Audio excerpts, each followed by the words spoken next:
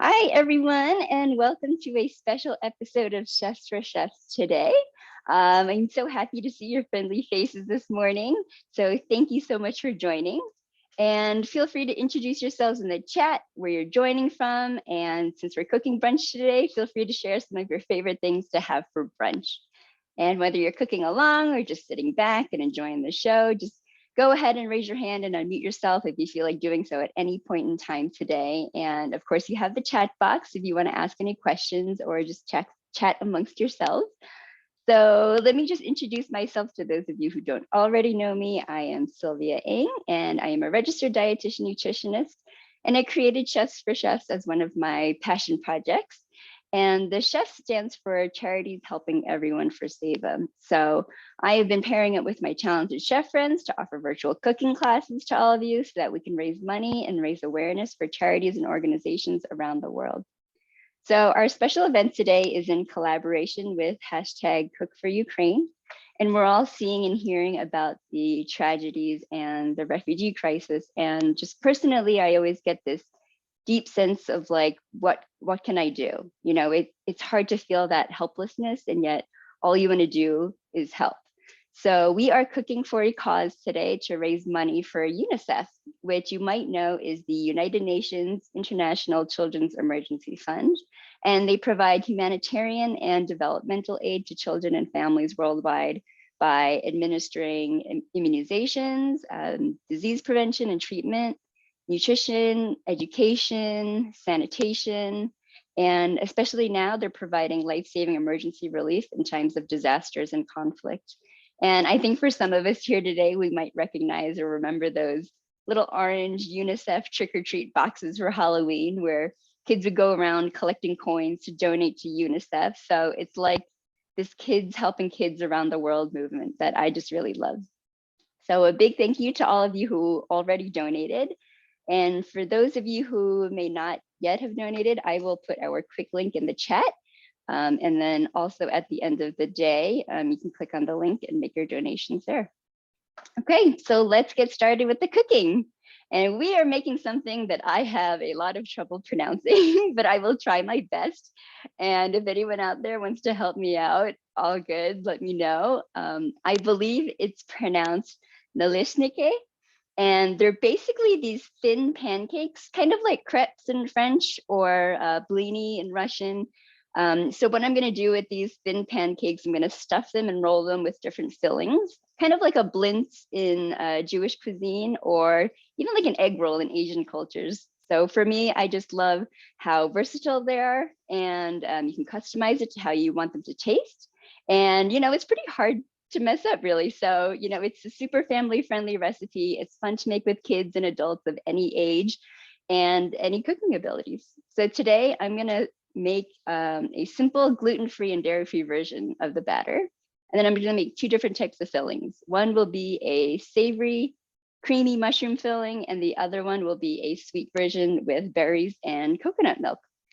So it's great for brunch, it's great for breakfast, good for dessert or a snack. So basically you can eat these any time of the day. So let's get started.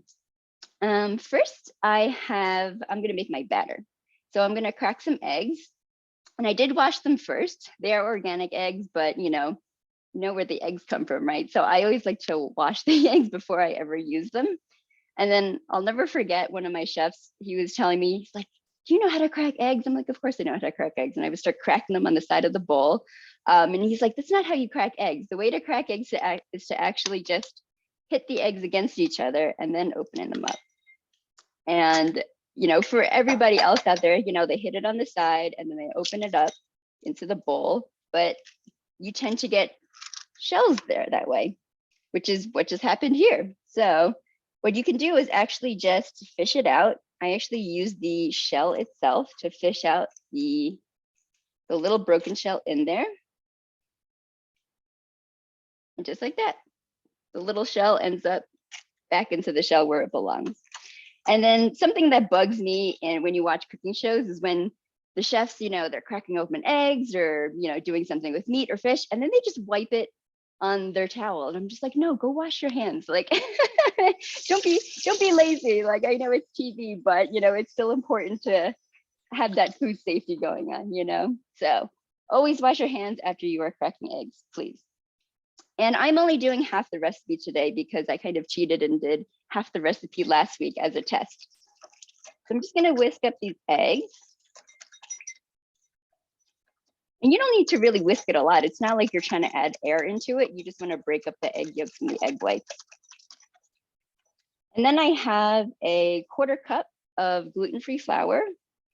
And I actually use a few different kinds of gluten-free flours depending on what I'm baking or cooking. So I have one from Bob's Red Mill and one from King Arthur flour. And basically, some of them have different mixtures of like rice flour and potato starch and brown rice flour. And you can actually also make your own. So I can show you what I use here to make my own. So typically I will use some sort of bean flour like chickpea flour here. I like that because it also adds protein into it. I've got an organic brown rice flour, and then I've also got an arrowroot starch. So what I would do is actually mix about a cup of the chickpea flour and 1.5 cups of the brown rice flour, and then only about a 1/4 cup of the arrowroot starch. And then you just have your own gluten-free flour mix. You can use it for cooking and baking, and it's kind of like an all-purpose mix. So I have about a 1/4 cup of that, and I'm just gonna add about half of it into the eggs and give it a little bit of a whisk. And I'm gonna alternate between the flour and the milk. And I actually decided last night, I don't know why, to make my own plant-based milk. So I actually made my own cashew milk here. And it's super simple. People are always really intimidated about how to make their own plant-based milk at home. But what I did was just take some cashews, took about a cup of cashews. I soaked it in water for a few hours. You can leave it in the fridge overnight if you wish. And then in the morning, you can just pour out all of the water and then pour it, add about 3 to 4 cups of water back to the cashews. And then you just put it into a blender and then you strain it. And then you end up with your fresh cashew milk. And it tastes great too. I like that it gets all frothy. So what I'm gonna do is just measure about a 1/4 cup of this milk.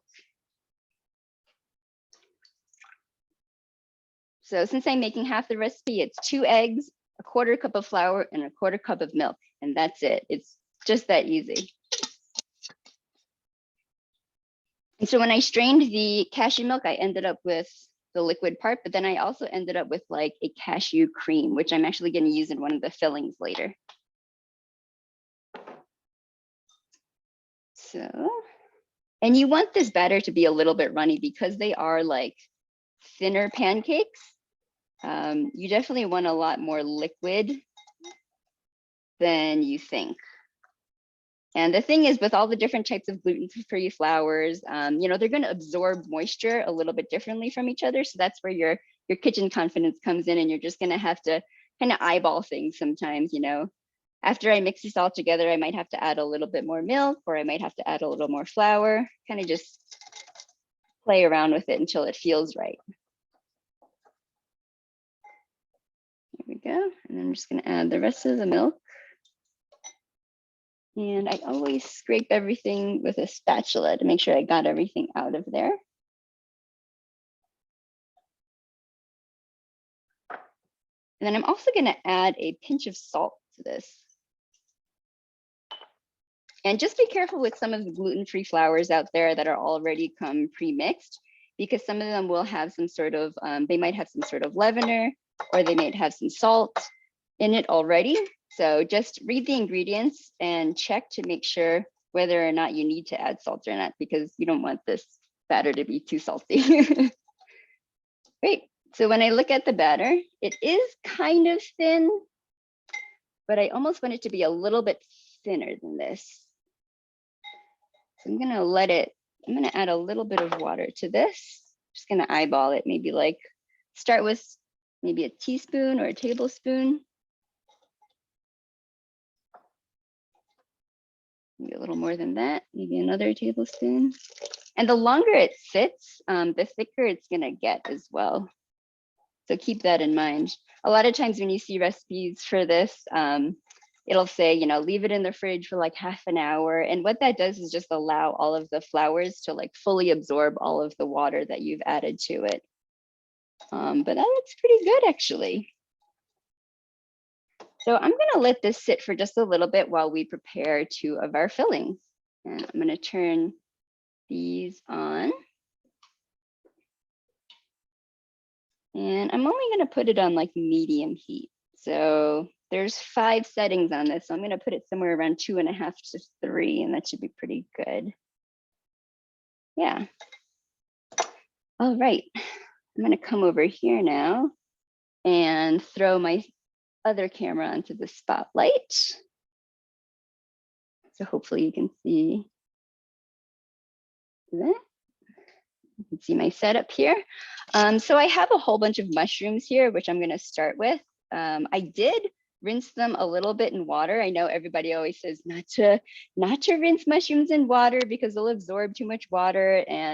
But you know what? After I rinsed them, I just let them sit out to dry out a little bit, and a little water never hurt anybody, right? So these were pretty covered in dirt, which is good for you to eat in small amounts, believe it or not.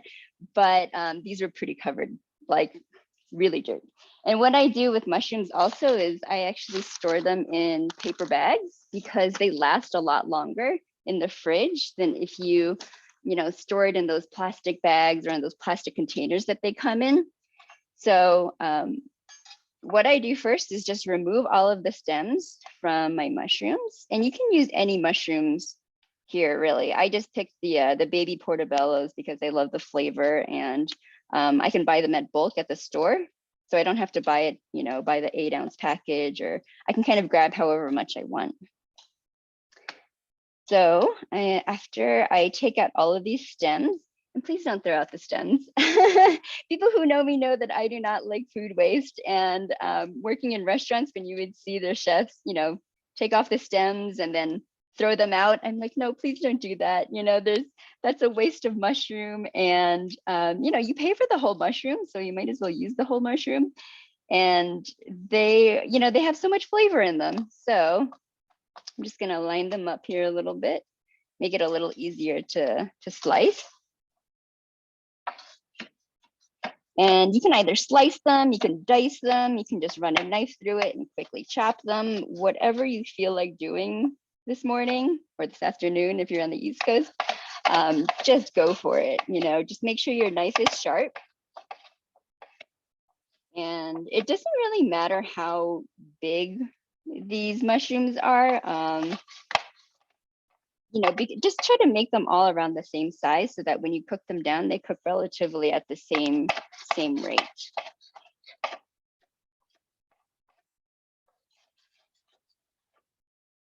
And I love mushrooms. You can use like button mushrooms here.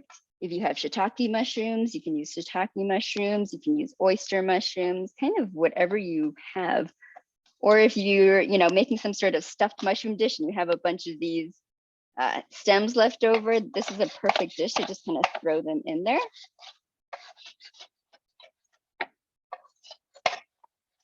And I love mushrooms. I put them in like every dish that I have. Put them in soups. I put them in like stir fries. I put them, basically wherever I can get them, I'll throw them in there. And then the stems, I just chop up really finely. It doesn't have to be perfect. We're not like working at a 5-star restaurant here. We're just like putting it in as a filling. So it really doesn't matter what it looks like. And there we go. I would say that was about 8 ounces or so of mushrooms. And what's great about this filling is that you can make a big batch of it and then you can use it for other things too. So let's see, my pans are getting hot. So what I'm gonna do is take some, I have some non-dairy butter. This is the Miyoko's one. I really like this brand because it's made with oat milk. And it's got some other funny things in here too. I mean, really cool things, but it's got, let's see. Well, it's whole grain oat milk, coconut oil. There's some sunflower oil in here. And then it's also got oregano, flaxseed, and plums It's not something you'd ever think to find in butter, but I think maybe the plums give it a little bit of a sweetness. I don't know, but I think that's pretty amazing. The oregano I know is used a lot as a preservative these days. So oil of oregano is used, you know, in some baking items that you might see so that they don't have all of those funny chemicals in them. Okay, so I'm just gonna add a little bit of this non-dairy butter. And you could also use coconut oil if you don't wanna use this. So I'm just gonna take a little bit and put it into the pan. And I have 2 pans going just because I know it'll take me a while to cook off this batter. But I'm just gonna swirl it around in the pan. And then I'm gonna wait a little bit before starting the next one, just because I don't wanna be like, oh my gosh, I've got this going, and then I gotta flip this, and then I gotta get this going, and I gotta flip that. So it's kind of a bit of a short order cook kind of thing going on here. Great. And then once that gets warm, let's see, just looking at this, I'm wondering if I need to strain it at all. I mean, there's a little bit of clumps in here, but it's not gonna make a huge difference. But maybe I'll strain it anyway. There's my little strainer here, and I'll just use the measuring cup that I had the milk in. That way there's less dishes. For those of you who know me, you know, I do not like doing dishes. I've done enough dishes to last a lifetime. When you work in restaurants, it's like, oh my gosh, more dishes, it never ends. So when I get that feeling at home, I'm just like, oh. So I'm always very mindful about how many dishes I'm creating here.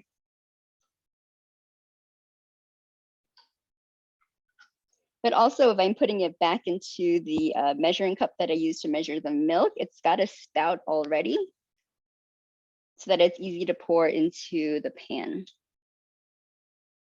There you go. And then just give it a little bit of a tap. And the batter should be liquid enough where it just flows right through, and you shouldn't really have to push down on it too much. But this will help get rid of some of the bubbles, and it'll also strain out any clumps of flour that maybe didn't get whisked properly enough.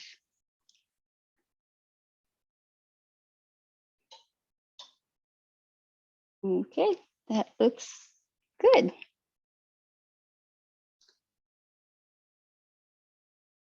And I think when I made this size of a batter last week, I ended up with about 8 to 10 of these. So that's a good amount. So if you were doing a full batch, you would end up with, you know, about 16 to 20, depending on how big you make them. So now that I have the butter melted into the pan, I'm just gonna eyeball it. I mean, you could totally use a ladle and measure it out, but I'm a little lazy.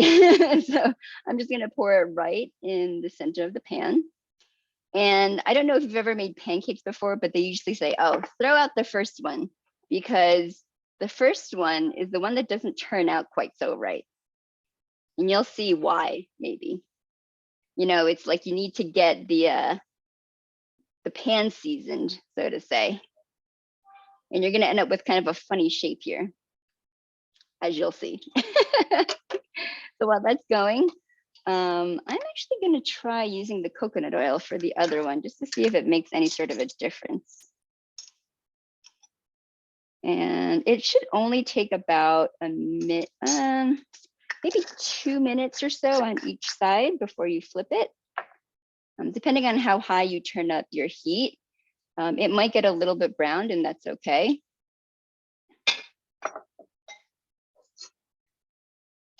It's actually a little bit too much. All right, so now I'm gonna pour this into the other pan.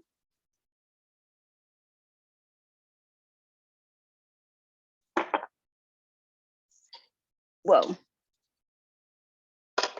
that was like too much coconut oil, probably. I didn't actually, just started to swirl around the pan.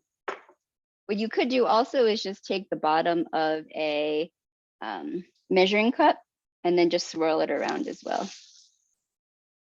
Whatever's kind of easiest for you. And I'm gonna make this one kind of smaller, just just for fun.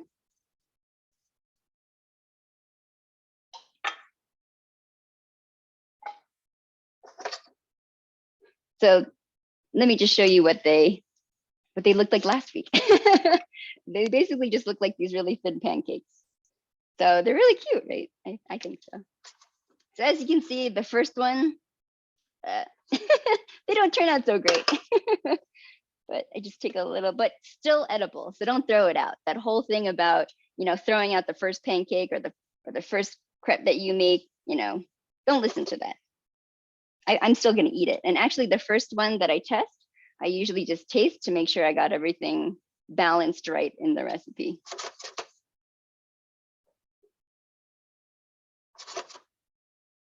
So usually you'll be able to tell when it's time to flip because the edges will kind of get raised a little bit. So then what I do is go around and take I have a little rubber spatula, and I go around all the edges just to make sure it's not stuck. And then I flip it over. This one is actually hotter than the other one. So.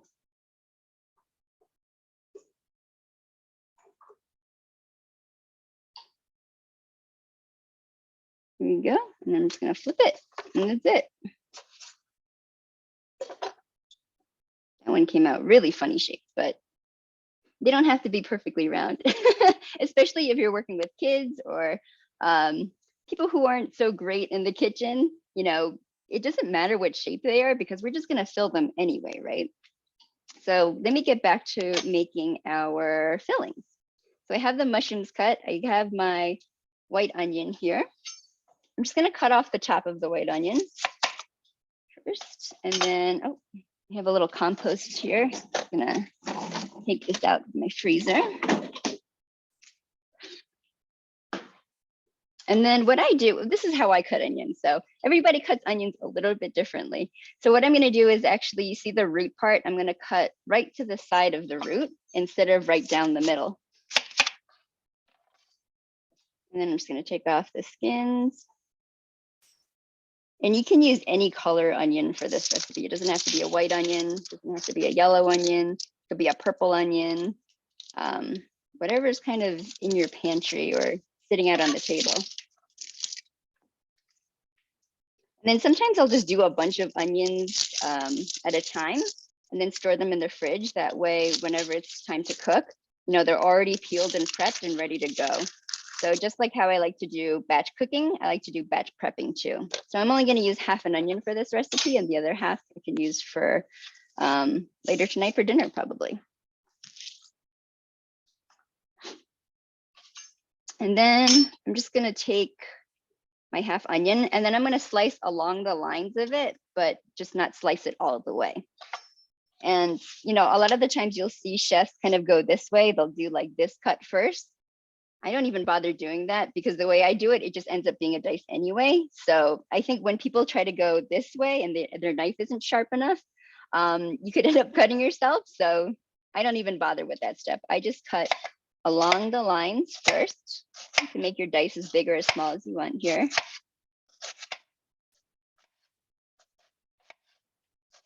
And then because I didn't slice all the way to the end, it kind of just stays together. So I turn it on its side, and then I end up with a nice dice of my onion.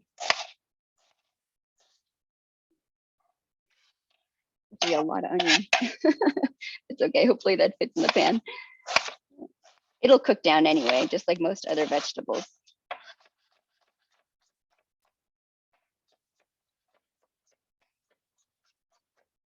Okay, and that's it. Onion and mushroom is all cut up. And then these pancakes, they are done. It's even starting to get a little bit brown, so they are definitely done. Okay, so this one's here. I'm just gonna keep it on a plate. And then when I make these, I like to stack them in a plate because the moisture from each pancake will basically steam the other ones so that it stays pliable, so that it doesn't get all dried out. Because once they get dried out, it's going to be harder to roll them or fill them. So I'm going to take my batter, And I don't even need to add any more butter or any oil to it. Like it already has it from the first one. That's why they say when when you put the first one in, it's gonna look all funny because it's got almost like too much of it. You have to like season the pan and coat it. So the second one hopefully will be better. I'm hoping. So I do this and then I just take the pan and I roll it all around. Just use a little wrist action here. Hopefully you can see that.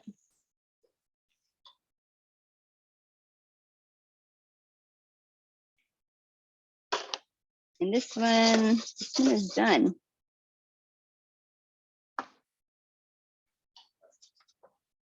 So I like these because you can basically fill them with anything you have. If you want to make it savory, you can fill it with, you know, leftover rice, mashed potatoes, whatever you have, leftover vegetables. I mean, you're just kind of your call, whatever you want to fill it with. If you want it sweet, you could fill it with something like chocolate or like chocolate and walnuts or chocolate and oh, I like chocolate with almonds. That's really good too.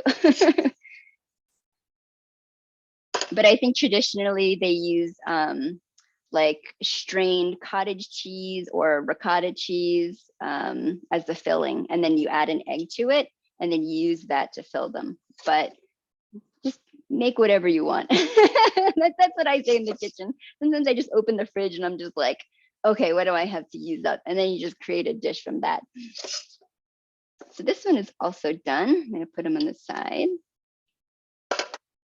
And like I said, you don't need to add any more butter or coconut oil or anything to it because it's got enough in there. I'm gonna put this one away though. You know, another non-dairy butter that I do like to use is the brand Wild Creamery.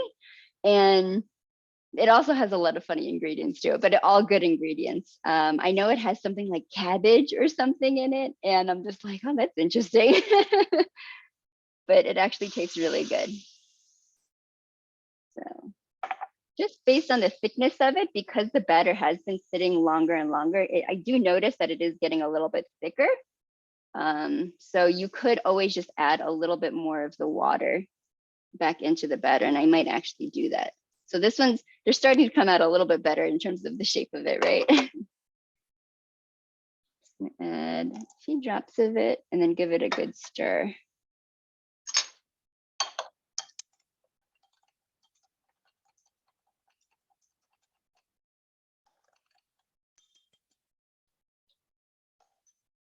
Great, so while those are going, I'm gonna keep working on my fillings here. So we've got the mushrooms, we've got the onions, and I'm gonna add some chives actually to it. I love chives. And if you don't have chives or you can't find chives in the store, sometimes they're very seasonal.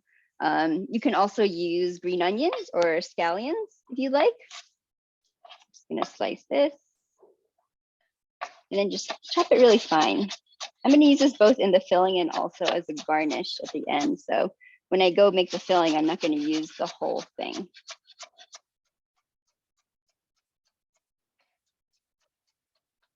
Oh, and of course, if you remember from any of my past episodes, I have my scallions still growing in their pots. And so basically, if you've seen any of my previous episodes, I always cut the scallions to the very end, to the white part. And then I save those white parts and then I just plant them into a pot with potting soil.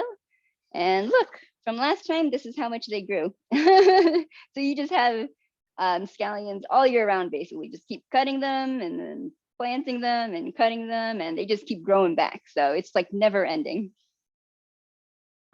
It's like whenever people tell me that they can't grow anything, I always tell them, start with that. That's very easy. So that was one of the, I think it's because it was one of the first things that I learned how to grow indoors.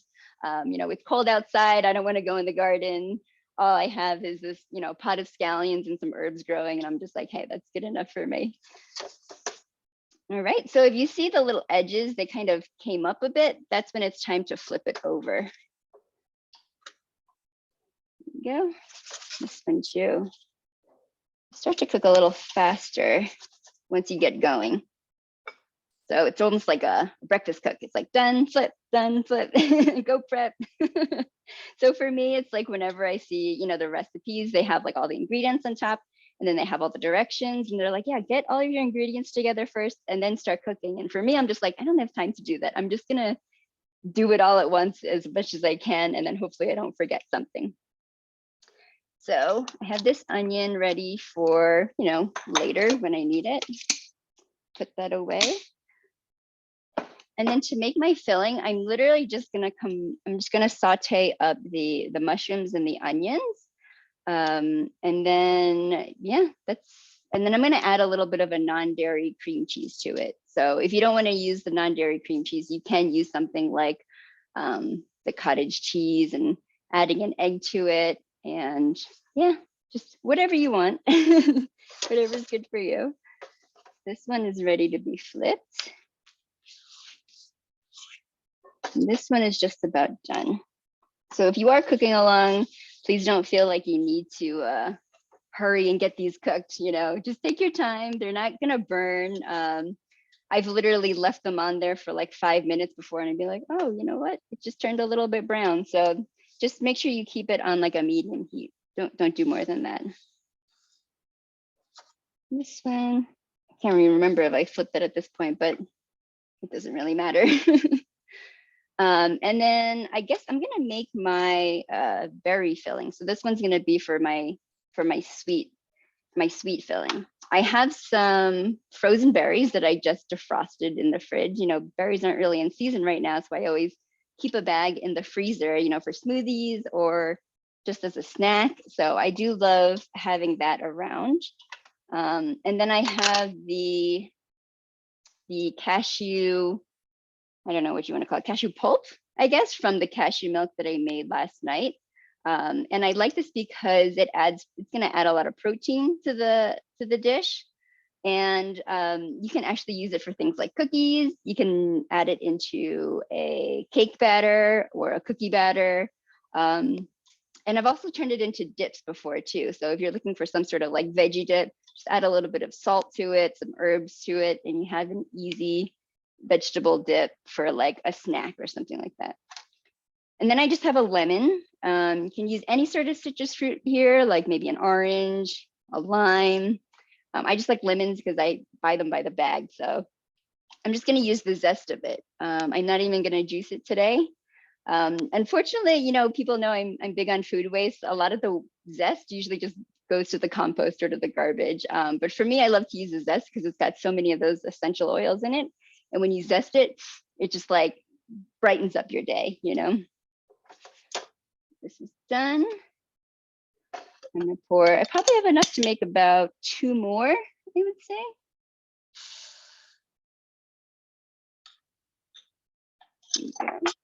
And you could be all exact and measure out like, a 1/4 cup or a 1/2 cup for the batter, but I just think it's faster this way. You just eyeball it. So tilting it. And people always ask me what pans I use for this because sometimes they're like, oh, I'm afraid it's gonna get stuck to the pan and it's not gonna come off. I'm actually using the green pans if anybody's used those before. I like them. I think they're I like the size of them because they're small and they're cute, but I also like them because they tend to, they don't really tend to stick, which is great. And I'm gonna take the last of my batter for this one.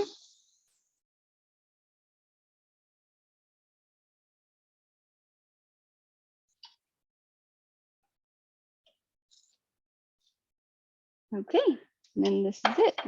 Just give it a little bit of a twirl again.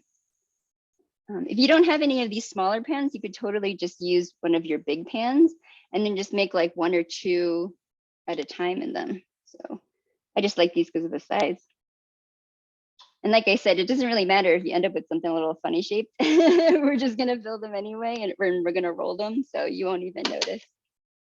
Okay, let me just clear out some of these dishes. Archer can do them later. I don't feel like doing them later. Okay.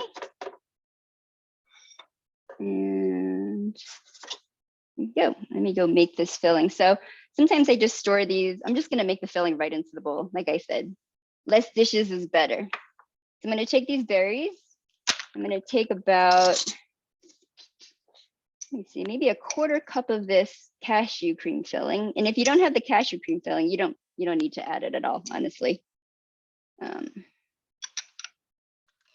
just gonna give it a, I'm just gonna mix it in the bowl here. And I'm gonna actually add this into the pan after I'm done with making, cooking off the batter, just because I wanna break the berries up a little bit. And what you could also use is coconut milk. So usually when I have coconut milk, I store it in the fridge so that it hardens up. So it looks just kind of like, well, I took it out of the can, but it's not liquid anymore. It's all solid. So what you could do also is just take a little bit of this coconut milk and add it in there as well. You see, it's like not even liquid anymore. It's just kind of solid. So just take a little bit. You don't need that much. And then I'm going to keep this in the fridge for later because you can also use that as a topping. So like drizzle it later. And you can also use that as a good whipped cream replacement. So if you're not using dairy, you can actually just take the coconut milk and then just use a whisk to whisk it up. And it's just as good, honestly.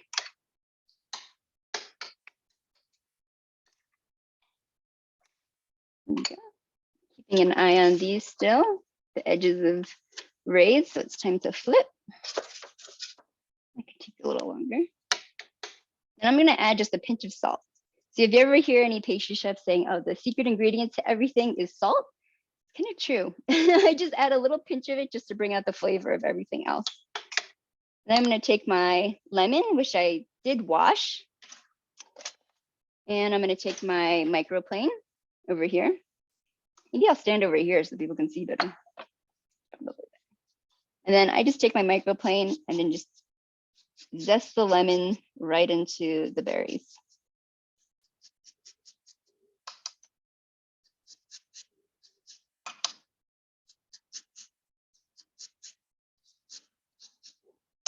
People used to ask me, hey, did you used to play the violin? I'm like, yeah, how did you know? And they're like, it's the way you zest your lemon. It's almost like this is the bow and this is the string. So I'm just kind of like zesting it like this. I also found that it's safer when people do it this way. They usually zest too much. They zest into the white part, and that's the pith part that gets a little bit bitter. But also, when I'm doing it this, if somebody's doing it this way, I'm always afraid you're gonna get your fingertips, like, and when you can't see it. So that's why I always face it towards me, and then I just run the zester this way, so that I know I'm not gonna get my fingertips in there, because it does hurt. There we go. It's time to flip these. I can't remember if I already flipped it or not, to be honest. It's okay. All right, and then that's just gonna be my berry mixture. Actually, I actually don't even think I need to cook it. It's kind of already thick enough where I don't need to. I was thinking if I defrosted it, usually end up with a lot of like juice, which I love to like drink. But it's actually good enough where I don't even have to cook it. You can mash it a little bit more. You know, I have some strawberries and some blackberries in here that are a little bit bigger, so you can mash them down a little bit, but I actually don't think I need to cook it.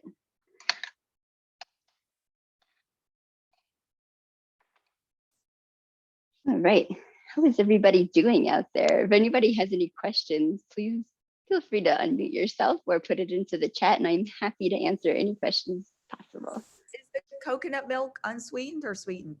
Oh, it's unsweetened. Yeah, I try to avoid, yeah, thanks for the question. Yeah, I try to buy usually unsweetened things, just because, you know, a lot of sugar in our diet can lead to a lot of inflammation. You know, it's not good for, you know, people if you're sensitive to sugar, if you have diabetes or pre-diabetic. You know, I definitely am always sensitive to that. But also, I always buy the unsweetened because, you know, if I'm using it for a savory dish, I might not want it to be sweetened. You know, if I'm adding it to like a curry or something, you know, I definitely want to use the unsweetened kind. So, Thank yeah, you. thanks. Yeah, thanks for the question. The brand that I get is the Thai Kitchen one. They have an organic one over at Costco. So I just buy a case of like 6 of them. And it's great. It lasts you like a long time. Great. These pancakes are done. This one I think I flipped. Yeah, I think I flipped. This one can go a little longer. So now I'm just gonna crank up the heat a little bit because I'm gonna go cook my mushrooms and onions. I might have to do this in 2 separate batches because I didn't realize how much I cut up. I tend to do that a lot, I think. Yeah, I'll do 2 separate batches. It makes more sense.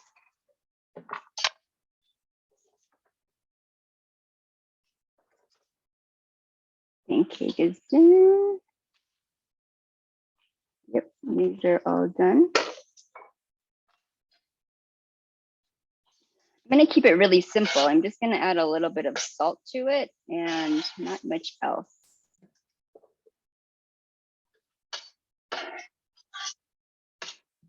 When I do this, I always just use the back of the knife to scrape the food in there.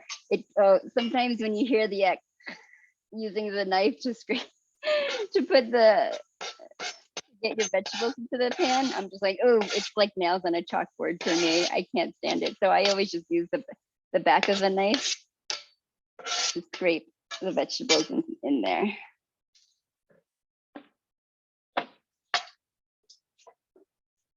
Turn this up, add a little bit of salt to it.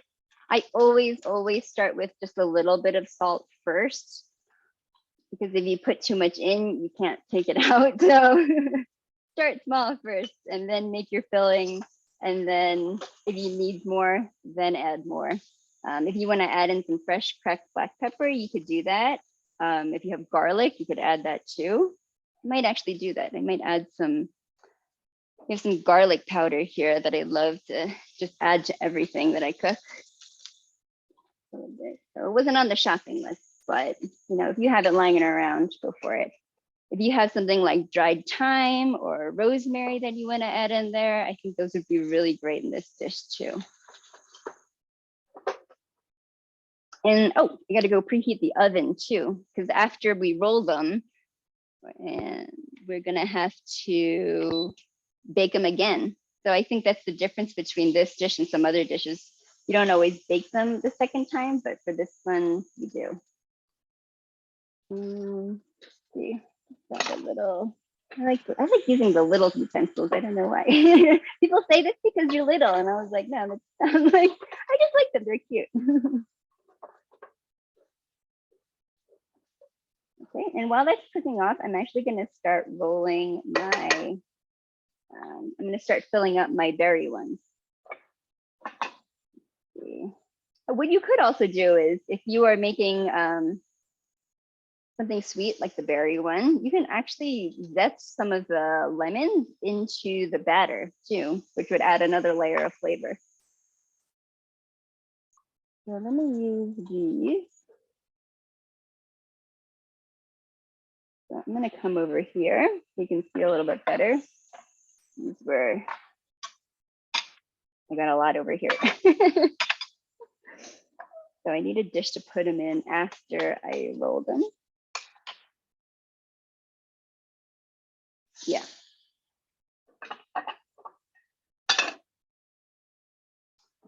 I'm going to take this glass dish that I have actually behind me. I'm going to take some of this filling, some of this berry filling anyway.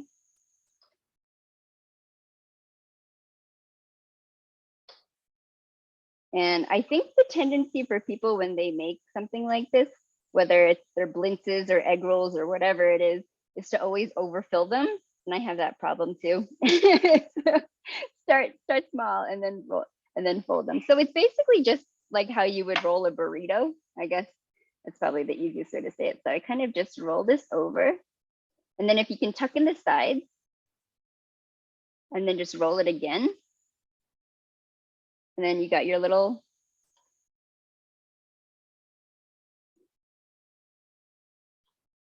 there we go. And then that's it. So I'm just gonna do it for all of these. So like I said, I like to stack them because it'll give a little bit of steam so they stay a little bit pliable and they don't rip. These smaller ones are going to be a little bit harder, so I'm just going to play around with how to roll them. I might just like fold them over and then that's it. You know, I might just like, yeah, you can kind of, yeah, I'll play around with it. But basically, that's all you do here.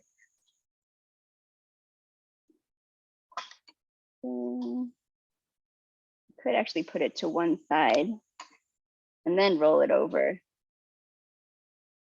And then roll in the sides and then just roll it over one more time. And then you have your little, almost like an egg roll shape.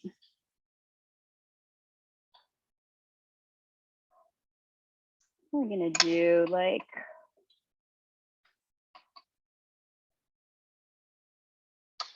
do enough just to fill, I'll make like 5 or 6 of them, I think. And then I can always use this filling for something else. Like if you wanted to, you know, make a pie, you can use that, or like a crumble, you can use that instead. All of my fillings kind of going this way because I'm trying to angle it towards the camera. So let me do it the other way. Let me fold it towards me, then fold in the sides, and then fold it over. There you go. Hopefully you can see that. And if some of the filling comes out, it's totally okay.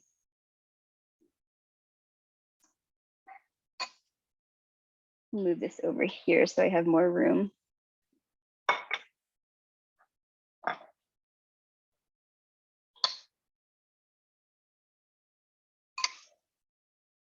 And I gotta check my mushrooms and onions here. Great, they're starting to get a little bit browned on the bottom, which is what you want.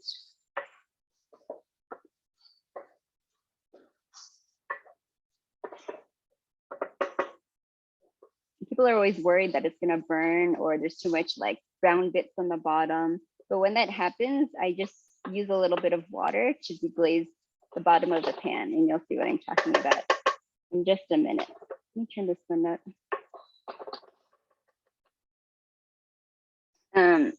So if you see the little like brown bits that are stuck on the bottom of the pan, I just add a little bit of water to it and it's gonna make that like sizzle sound, which is what you want. Then it's gonna get all those tasty brown bits off the bottom of the pan, which is gonna do 2 things that you want. It's gonna release a lot of those flavors that are stuck on the bottom and those brown bits, and it's gonna add that flavor back into the mushrooms and onions. And 2, which I think is very important, makes it way easier to clean. You don't have to be there scrubbing the pan and the pot. And there we go. That's basically it. It's all done. And then I'm going to turn off the heat, and then I'm going to add in the chives to it. This is a little bit slower, so I'm going to give it a little bit more time. So I'm going to add some of these chives in here. I'll add it in there too. They smell really great. After you cut them, it smells like onion, but in a good way. People always ask me, how do you not cry when you cut an onion? I don't know if this is cheating or not, but I wear contacts. And whenever I wear contacts, I do not cry. But whenever I wear my glasses, I cry like a baby. So if you can wear contacts, I recommend trying it. I don't know why, I guess it's forming some sort of like barrier between like the sulfur from the onions and my eyes, I think, but it works, I gotta tell you. I mean, I've chopped like 50-pound bags of onions without crying, and people are like, oh my gosh, like whatever trick you have, I need to learn what that is. So that is my secret.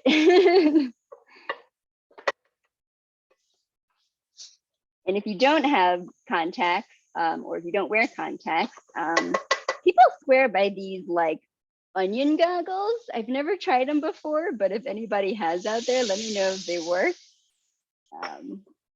I used to teach cooking classes in schools with kids, and we used to cook in the science lab, and we used to just throw on the science goggles that they had lying around in the lab. And I mean, some of the kids still cried because I think there's like air that still gets into your nose and to your eyes, but so I don't know what the difference is with onion goggles versus, you know, science eye mask. Okay, so these are done. And I'm going to toss this in the fridge just so it cools down a lot faster.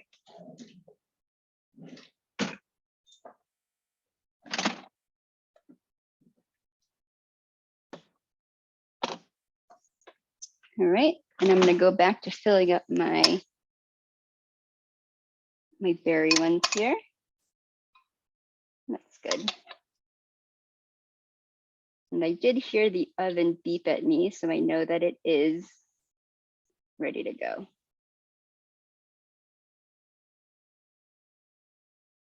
All right, and I think I just have room to fit one more here, and then these I'll save for the mushrooms. So I personally think this is a fun one for kids to make because they can help make the filling, they can help fill them and roll them, they can help cook off the batter. There's all sorts of things for kids to do here. Roll it. And there we go. There we go. And so I have the oven set at about 400 degrees. So this is going to cook pretty quickly, maybe like within a few minutes. So I just kind of line them all up into my glass dish and it's going to go right into the oven.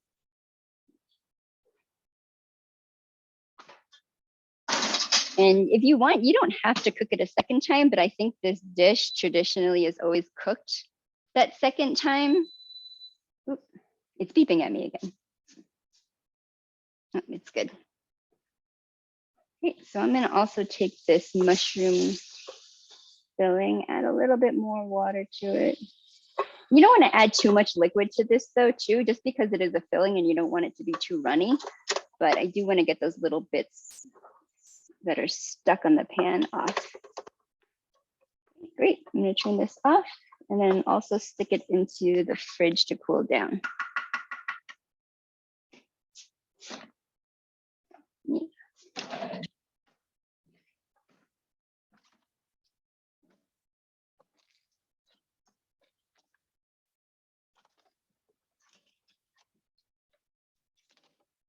All right, let me clear my area a little bit because it's a little bit messy. I'm going to put everything from my berries here, put the chives away. So just out of curiosity, has anyone ever made anything like this before? It might not be very, I don't know, typical, and it is a little bit time consuming, but I think it's fun for a Sunday morning.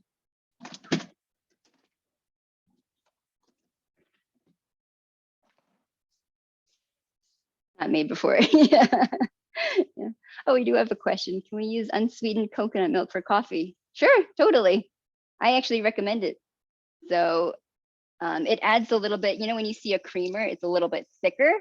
I think the coconut milk would be great in there, and you can refrigerate it or not refrigerate it before you add it to your coffee. So that is a great non-dairy alternative to cream or milk.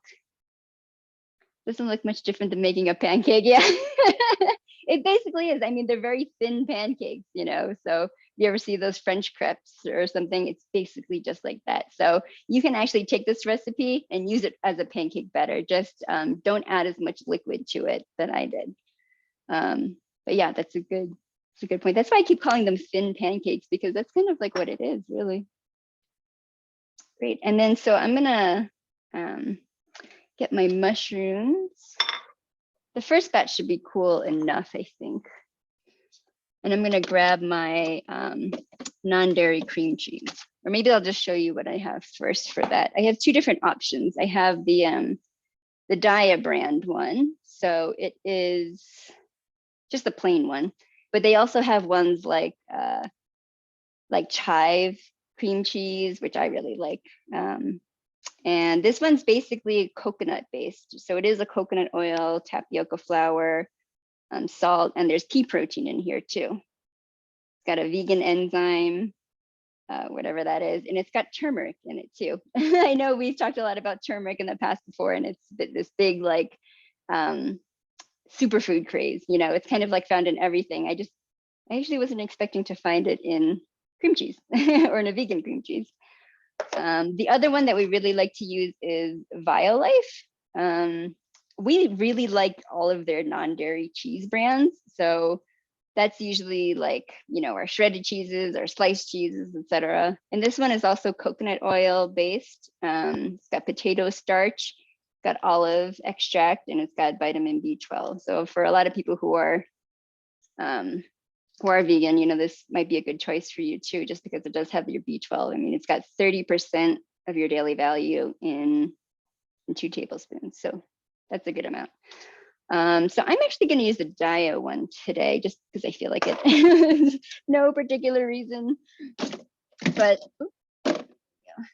So what I'm going to do is just add it straight to my mushrooms.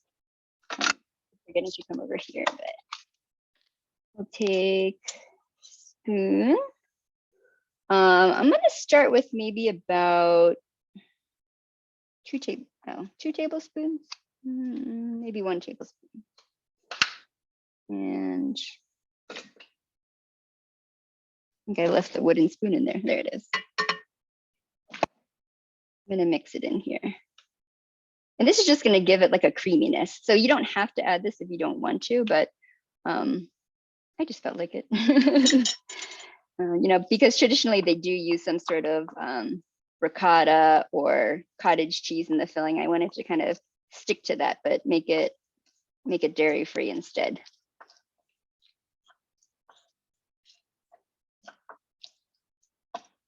Just break it up a little bit. And then it's also going to act as a binder in this, just so it's not just plain vegetables as you're filling. Actually looking really good, and it's smelling really good too. You can see that I'm just kind of smushing it around basically. And then I'm going to add the other pan in here. Yeah, that's cool enough.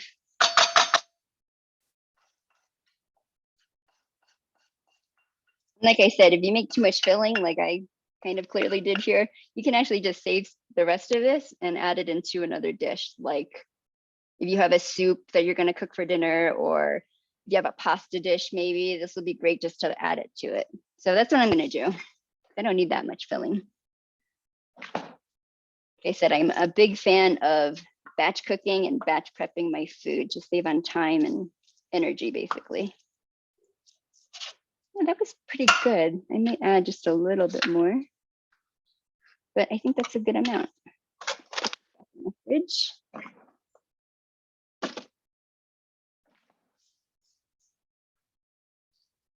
Right. BioLife is good. I like it. Yeah, I know, me too. We like a lot of their products. They can be a little bit expensive, but compared to cheese, you're not really spending that much more. And plus, I always just like to buy them on sale. So I kind of just stock up. It's just like, oh, it's on sale at the store. Let me go grab a whole bunch of them. And I end up with like a lot of cheese in the fridge. Yeah, but I really like the BioLife one better than the other brands. Just because, if you're using it to for something that melts, I felt like it melts better than any other brand out there in terms of the vegan cheeses. Okay, and that's basically it for the filling. It's super simple. So I'm going to give it a little bit of a taste just to see if it needs a little bit of salt or anything. I'm going to add just a touch of salt in there.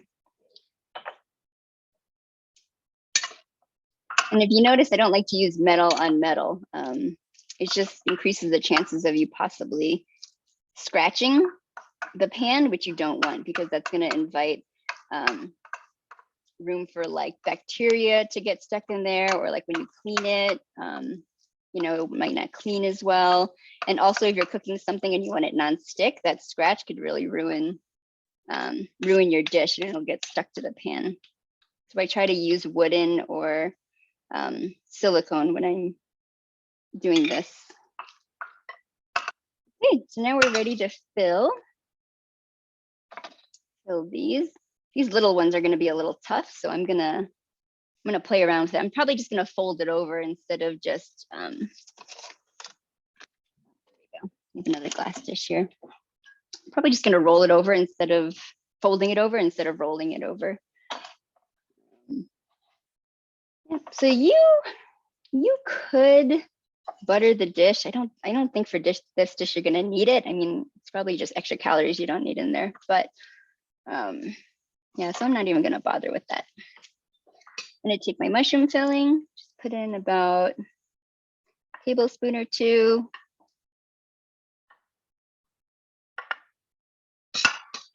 And then I'm just gonna roll it just like I did with the berry ones. Fold in the sides. Because the sides do get a little bit crispy, they are, it's gonna be a little bit crumbly, as you can tell.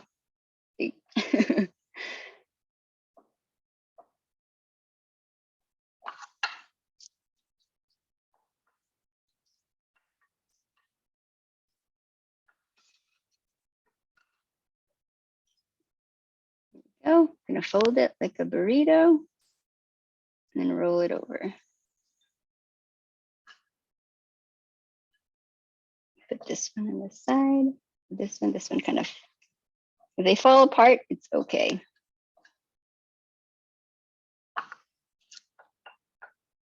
Because really in the end, we're probably just gonna smother it with a little bit of, with a little bit of cheese anyway, so it's gonna be all right. Should check on my berry ones. I didn't hear it go off, so maybe I wasn't paying attention so well. Oh, look at that.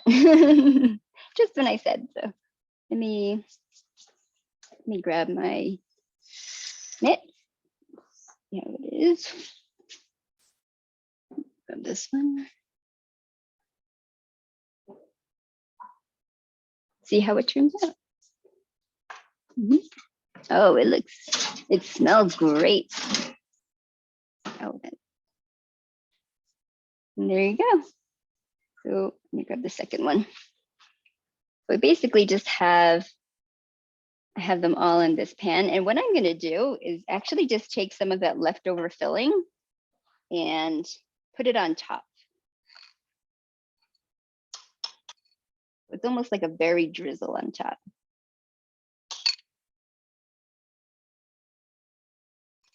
And of course, if there's any cracked ones, that's where you put the extra filling.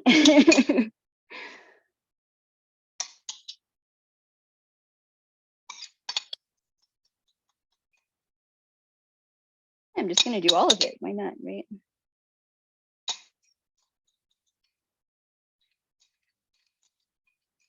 And I'm gonna let it cool down a little bit first before I drizzle it with the coconut milk. We have some of that vanilla cashew yogurt, so that might be really good to drizzle on top later. I'm gonna move that aside. So I'll finish it off after I put these mushroom ones into the oven.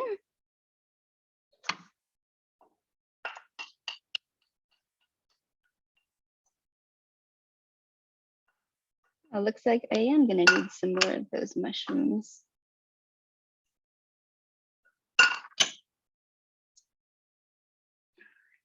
Remove that. Stack small ones with layers. Eat them as is. Lazy eaters. I like that one. I like that thinking. You could, you know what? Since these are basically just like the crepes, you can almost make it like a cake, you know, especially with the berry one. You have a layer of the batter, then you have a layer of the berries, then you have one of the pancakes and the berries, and then you can have one of those like fancy millefeuille cakes or whatever as you call it, and then you can charge a lot of money for it. But I like your idea. It's almost like a layered cake kind of situation. I like that. How long did I bake it for? I baked it for about 10 minutes on 400 degrees. And like I said, you can totally skip that step if you don't even feel like using the oven. You don't have to cook it a second time, but I like it because when I eat it, I like to eat it like warm. You know, I like to eat cold things very much. So yeah. Yeah, so I hope I answered those questions. Okay. So I have about 2 more here with the mushrooms. And then, you know, it turns out I'm going to need those mushrooms after all.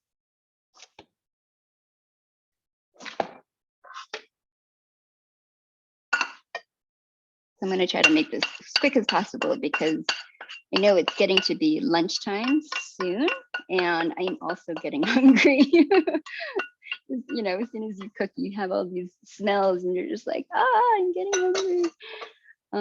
But you know, the weird thing is sometimes when I cook, I'm always tasting things, and then when it's time to eat, then I'm not as hungry. So yeah, it's eat when you're hungry is a good way to bring in the mindful eating here. Here. I'm gonna have to, the oven's still warm, but I'm just gonna make sure it's on. Okay, and then I can just finish making these mushroom ones and pop it into the oven. So again, I'm just smushing it all together, making like a creamy mushroom filling. But if anyone else has any ideas for what they would want to see as a filling, feel free to put that in the chat too. You know, I know we've got a lot of good ideas out there, whether sweet or savory. So I know you can even make this kind of like a breakfast burrito thing. Like if you have leftover potatoes, you can like scramble some eggs, or if you have refried beans, maybe, you know, it wouldn't make it a Ukrainian dish anymore. It would make it more of like a Mexican dish, but it's all good. I mean, for me, I love mixing and matching foods from different cultures. So, okay. So I'm just gonna fill these last two here.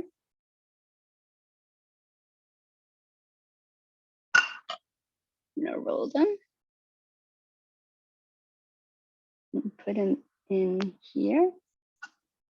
You know what? I think that's a good idea. I'm just going to take these smaller ones and just kind of like layer them in. It makes it go faster. Okay. Maybe I'll use them for something else. I feel like I want to come up with something different, but so I'm going to save these and see if I can think of something else to hang it up with. So I have my dish filled with my mushroom ones. Again, I'm going to pop it into the oven at 400 degrees. It doesn't really need to be 10 minutes, to be honest. I kind of just put it on 10 just to really warm it up. And what I'm going to do actually is take a little bit of that BioLife cheese. They have mozzarella shreds. I'm going to add that on top of it so that it kind of melts all over on top. I think that's a good idea. Let me grab that. Ooh, makes it like a casserole kind of a dish, really. So let me just show you. I'm going to just sprinkle a little bit of the vegan cheese on top so that it melts when I put it in the oven.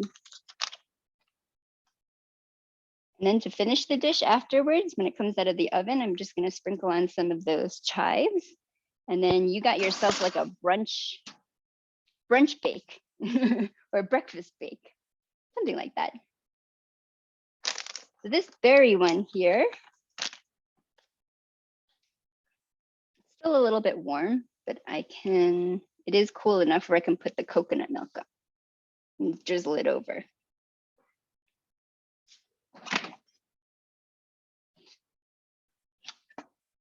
Or let me use this. I've got this Forager's cashew milky yogurt, actually. It's vanilla. So that'll actually go really good with this dish. I'll add a little bit of a creaminess to it. Oh, I love some vanilla. What I'm gonna do literally to serve this is just sprinkle a little bit on top and just kind of like drizzle it. And I really like using their plain yogurt as a replacement for a lot of other dairy products like sour cream, or what's the other thing we use it for? Or just like as a creamy base for a dish. You just mix it in. Like if I'm making like black bean tacos or something like that, I'll actually just take plain yogurt and add a little bit of salt and minced garlic to it. And that's kind of like my quote unquote sour cream. So here we go. Yogurt. And this one's made out of cashews, of course, because it's cashew yogurt. It's got vanilla, it's got coconut, it also has coconut cream into it. So I know there's a lot of coconut today. And a lot of people ask me, oh, if I have somebody in the family who is allergic to nuts, can they have coconut? And so technically the USDA says it is considered a nut, even though a lot of people are like, no, it's a fruit.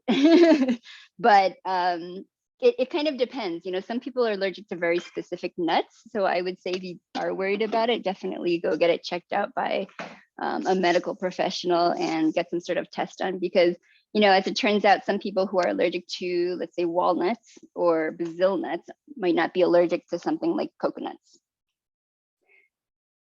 So yeah,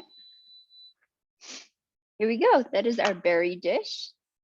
That is, all right. So you're gonna, again, I'm gonna butcher the name of this, but it's Nalysnyky, I think. So that's what it looks like on that camera. And then I'll just bring it up to this camera too, so that you can see what it looks like. And you could try to, you know what, actually to finish this dish, I'm actually gonna zest some more lemon on top just to bring out that brightness again. And that's, and if you have something like mint, that would be really good to like chop up and sprinkle as a garnish.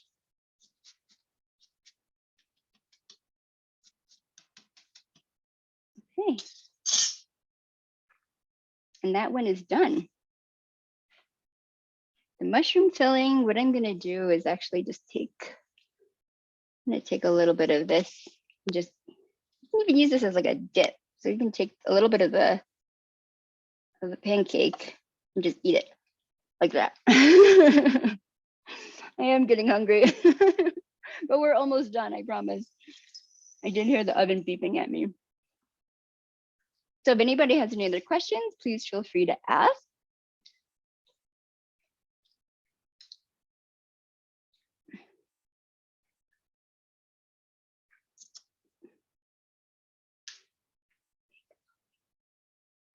Let me go check on the mushroom one.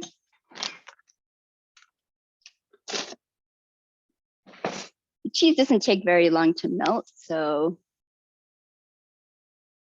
yeah, it's almost actually done melting. So that's kind of the only thing we're waiting for here.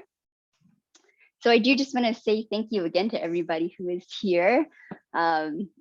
You know, I'm just happy to be able to do these. So, you know, I always love seeing familiar faces, new faces. So please feel free to share with anybody who would be interested. You know, sometimes we do them in the evening, sometimes we do them. This is the first time I've done it for brunch. So yeah, it's like, why not? I'm gonna be making brunch anyway. So why not? Thank you. Thank you. Oh, thank you. But we're not done yet. We're almost done.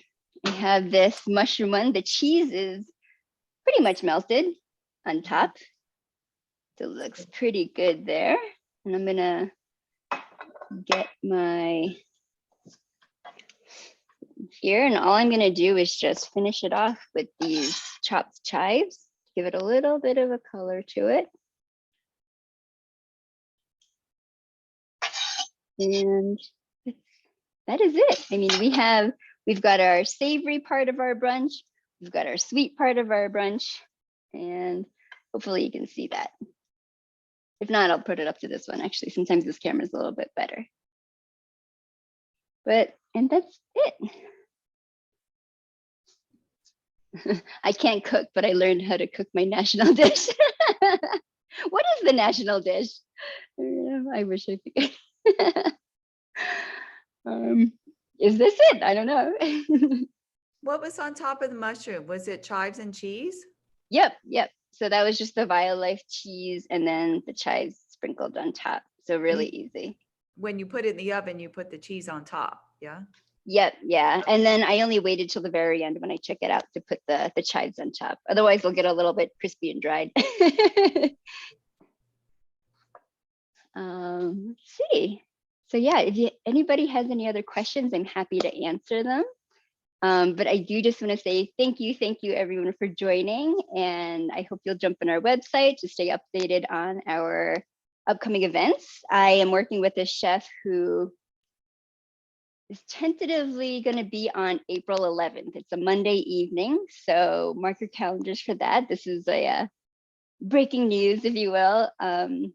But I have so much fun doing these cooking classes and cook-alongs, together to raise money for these incredible organizations. So I will actually put that that link if you want to share it with other people. Please feel free to do so. And like I said, our organization that we're raising money for is UNICEF. So they're doing a lot of great work in Ukraine right now, a lot of life-saving support and humanitarian aid. So for some reason this isn't pasting in here, but copy, paste. There we go. So please feel free to share with anybody else. I will have the recording. I did remember to press record, right? I will have the recording to send out. So I will email that out and share with anyone else. I'm going to be collecting donations at least through the end of this week. And then, yeah, I'm just happy to see you all here. So I thank you again for joining. And there's always, of course, our Facebook page if you want to stay connected there.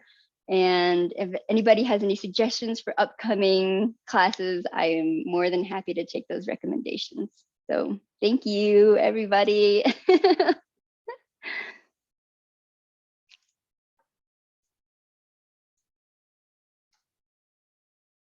Oh, thank you for the attention to the war. It definitely helps at least some people suffering right now. I know it's hard to watch and it's hard to hear. So yeah, thank you. Thanks, Kate. Thanks for joining.